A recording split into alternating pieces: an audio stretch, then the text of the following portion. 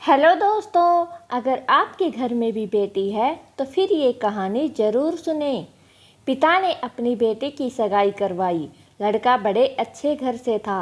पिता बहुत खुश हुए। लड़के और लड़के के माता पिता का स्वभाव बड़ा अच्छा था। पिता के सिर से बड़ा बोझ उतर गया।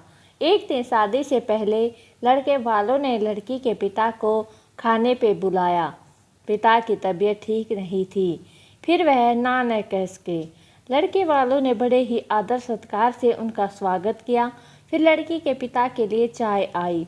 शुगर की वजह से लड़की के पिता को चीनी वाली चाय से दूर रहने को कहा गया था, लेकिन लड़की के होने वाले ससुराल में थे तो चुप रहकर चाय हाथ में ले ली। चाय की पहली चुस्की लेते ही वे चौंक से गई। चाय में चीनी बिल्कुल नहीं थी और इलायची भी डली हुई थी। वो सोच में पड़ गई कि ये लोग भी हमारी जैसी ही चाय पीते हैं। दोपहर में खाना खाया, वो भी बिल्कुल उनके घर जैसा। दोपहर में आराम करने के लिए 2 तकिए, पतली चादर, उठते ही सौंफ का पानी पीने को दिया गया। वहाँ से विदा लेते समय उनसे रहा नहीं गया।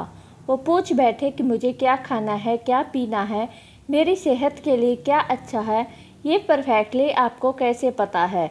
तो बेटी की होने वाली सास ने धीरे से कहा, कल रात को ही आपकी बेटी का फ़ोन आ गया था। उसने कहा था कि मेरे पापा स्वभाव से बड़े सरल हैं, बोलेंगे कुछ नहीं।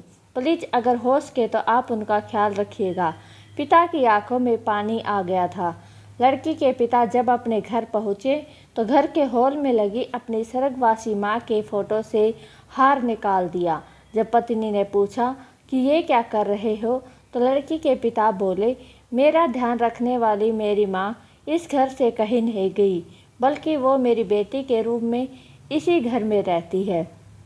और फिर पिता की आंखों से आंसू झलक गए और वो फपक कर रो पड़े। तो दोस्तों, दुनिया में सब कहते हैं न कि बेटी है एक दिन इस घर को छोड़कर चली जाएगी, मगर मैं दुनिया के सभी माँ बाप से ये कहना चाहती हूँ कि बेटी कभी भी अपने माँ बाप के घर से नहीं जाती, बल्कि वो हमेशा उनके दिल में रहती है। तो दोस्तों, आप भी अपनी बेटी से कितना प्यार करते हैं, ये हमें लाइक, कमेंट और सब्सक्राइब करके ज़रूर बताइएगा।